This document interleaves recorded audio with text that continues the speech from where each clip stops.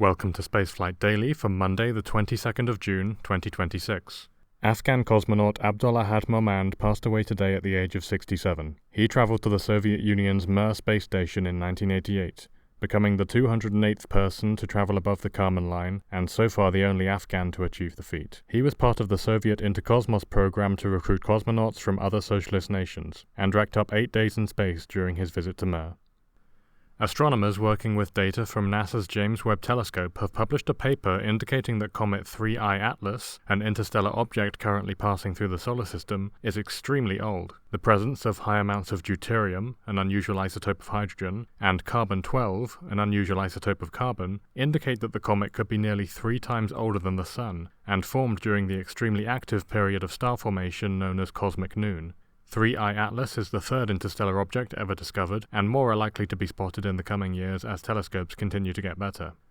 American space tracking company Leo Labs announced today that China's mysterious reusable uncrewed spaceplane, which is so secretive there are no public photographs of it, has released a small payload into orbit. Some news outlets call it Shenlong, after a previous experimental spaceplane being developed by China, but it's not clear if this is part of the same family of vehicles. The spacecraft launched on its 4th flight back in February and has been in orbit ever since. Previous flights have demonstrated similar payload deployments. The United States Space Force also has its own reusable uncrewed spaceplane, the Boeing X-37B.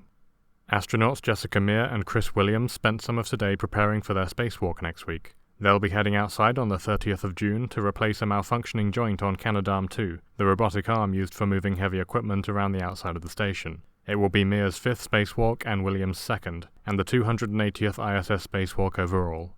There was one launch today. A Long March 7A launched from Wenchang at 2:10 UTC Tuesday morning, or 10:10 a.m. Beijing time, carrying a payload that remains undisclosed as of recording. This was the 16th launch of the Long March 7A, a 3-stage liquid-fueled medium-lift rocket developed by the China Aerospace Science and Technology Corporation. That's all for today. Subscribe for daily spaceflight updates. See you tomorrow.